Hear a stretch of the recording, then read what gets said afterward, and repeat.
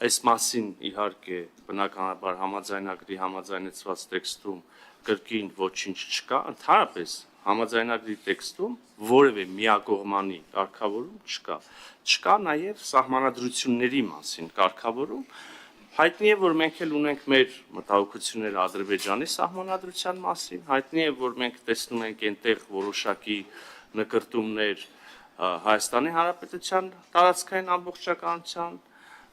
դեմ նկատմամբ, բայց նաև հայտնի է, որ մենք կարծում ենք, որ համաձայնագրի տեքստում ունենք որոշակի դրույթներ, որոնք փարատում են, եթե նույնիսկ,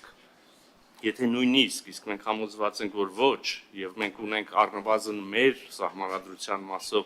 մեր սահմանադրական դատարանի համապատասխան դիրքորոշումը մեկ այլ առիթով, սա սահմանազատման հանձնաժողովների կանոնակարգերի հաստատման, ավերացման գործընթացում հայտնի սահմանադրական դատարանի դիրքորոշումը,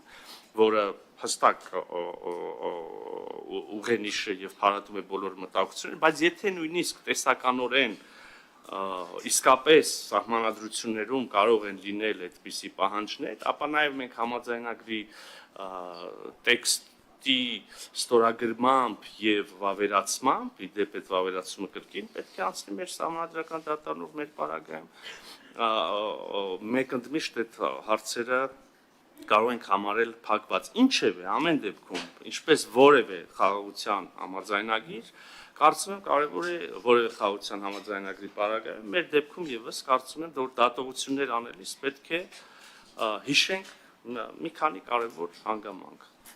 Օրինակ, խաղաղության համաձայնագիր միշտ առնվազն ինձ հայտնի պատմությունից բոլոր դեպքերում եւ կամ այնքան ինչքան ես եմ տեսությունը ընկալում,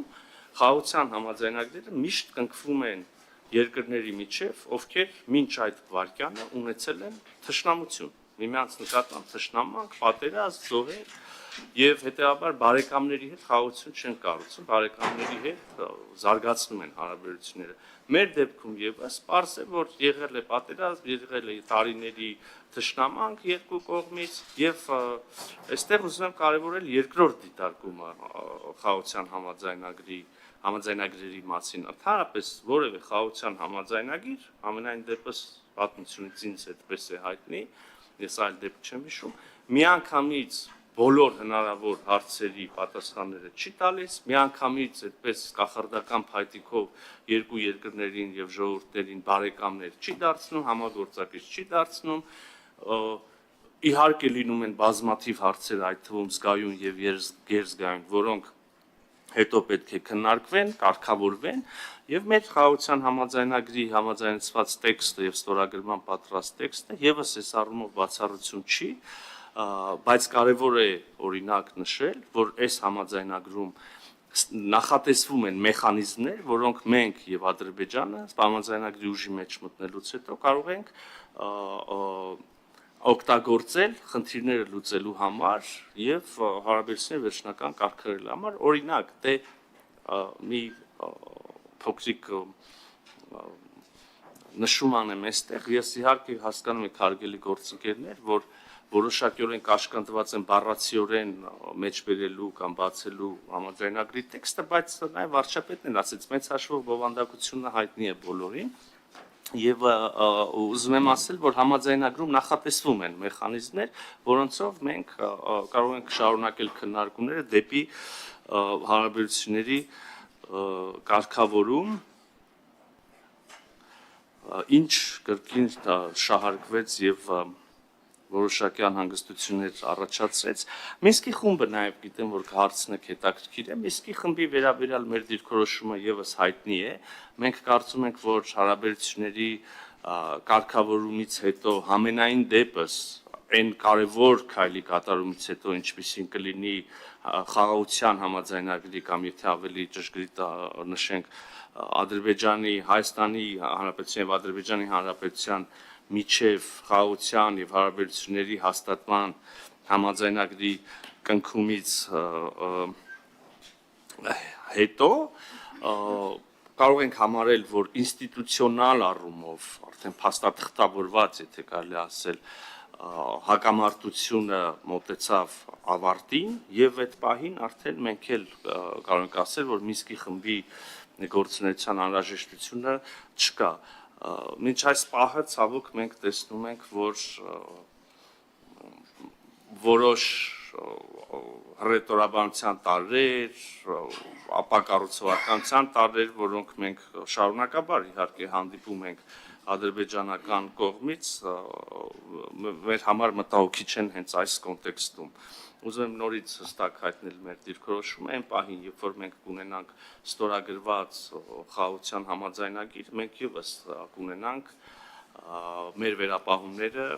Մինսկի խմբի հետագա գործունեության հետ կապված։ Մի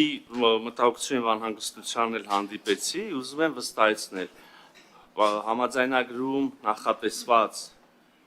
իսկ թվում է շատ բարձ եւ ակնհայտ բան է, բայց թերևս կարիք կա ասելու, համաձայնագրում համաձայնեցված, նախատեսված որևէ դրույթ, որևէ պայմանավորվածություն կարող է կյանքի կոչվել համաձայնագրի ստորագրումից, վավերացումից եւ ուժի մեջ մտնելուց հետո չի կարծում, որ նույնիսկ այս թեմայով շահարկումներ կլինեն եւ անհրաժեշտություն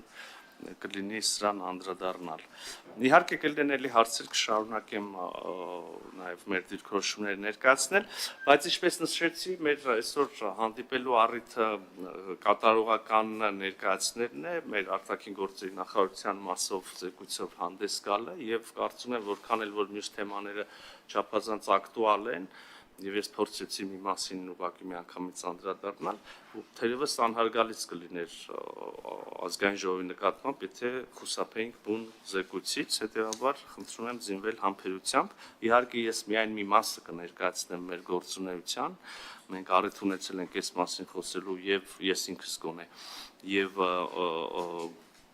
բյուջետային գործընթացի շրջանակներում եւ նաեւ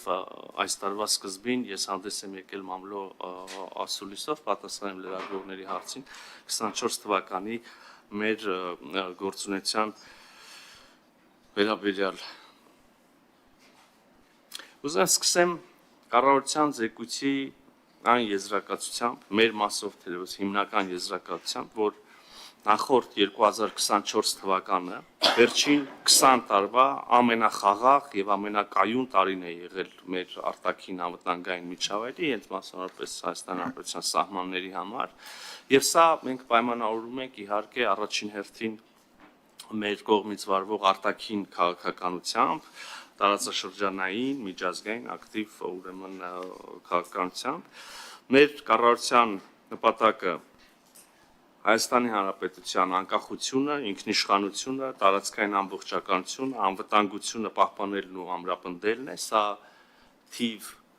1, 2, 3, 4, 5, 6, 7, 8, 9, թիվ 10 առաջնահերթությունն է, եւ մենք համոզված ենք, որ սրա ուղիղ եւ հիմնական եւ եթե ոչ միակ ճանապարհը Հայաստանի Հանրապետության շուրջ խաղաղության ապահովումն է, ոչ միայն կամ ոչ այնքան այն պատճառով, որ խաղաղությունը ընդհանրապես լավ գաղափար է, հակառակը զոհեր է ենթադրում, հակառակը, չգիտեմ, արյունահոսություն է ենթադրում եւ այլն, ոչ միայն եւ ոչ այնքան այն պատճառով, որ հակառակը, որ խաղաղությունը ընդհանրապես այն միջավայրն է, միակ միջավայրն է, որտեղ մարդը կարող է, չգիտեմ, արարել ապրել ուղակի եւ երջանիկ լինել եւ զարգանալ, այլև պետք է խոստովանենք, սա էլ գաղտնիք չի, որ խաղաղությունը մեզ համար ունի շատ կիրառական, ուղղակի գոյաբանական նշանակություն։ Նպատակին հասնելու համար կառավարությունը որդեգրել է բալանսավորված եւ բալանսավորման արտաքին քաղաքականություն, որն արտահայտվում է նաեւ տարածաշրջանային քաղաքականության ոլորտում, խնդիր ունենալով նախ ախտորոշել Հայաստանի Հանրապետության շուրջ առկա բացասական ագրեսիվ դրսևորումները, ապա կառավարել այդ դրսևորումները եւ լավ մտածված եւ իրականացված քաղաքականության շնորհիվ նվազեցնել բոլոր հնարավոր մարտահրավերները, ռիսկերը եւ հեռանկարում իհարկե զրոյացնել դրանք։ Եվ այստեղ չափազանց կարևոր է նշել, որ ինչպես նախկինում այս պահին եւս եւ հենց այս համատեքստում, այս փուլում նշածս համատեքստում մեզ համար շարունակում է առանցքային մնալ քաղաքականությունների լեգիտիմությունը միջազգային իրավունքի եւ կարգի տեսանկյունից։ Իհարկե առաջնային մեր ջանքերը ուղղված են մեր տարածաշրջանին, հասկանալիորեն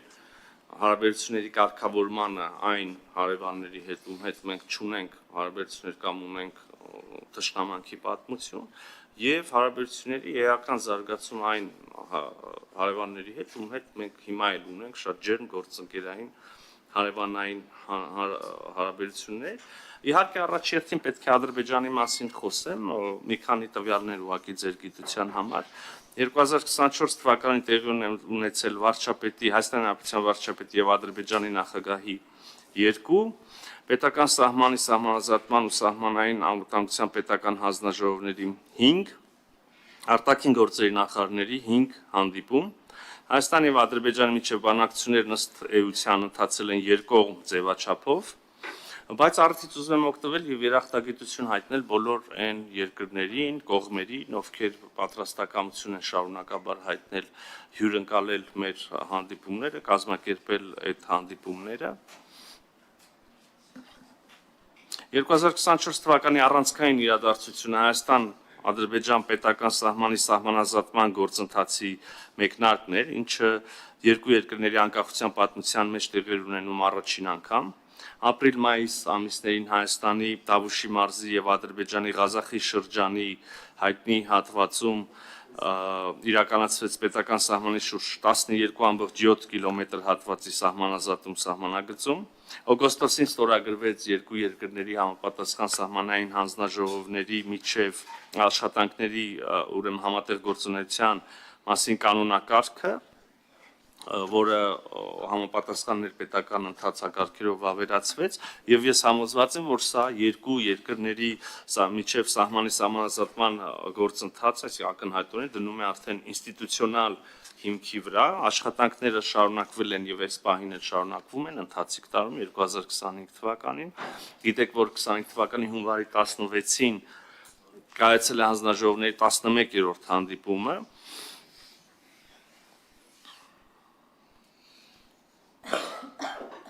Համաձայնություն է ձեռք բերվել սկսել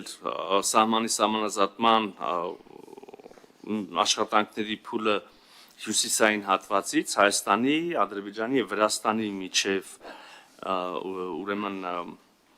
սահմանակետից եւ շարժվել դեպի հարավ։ Շարունակվել է աշխատանքը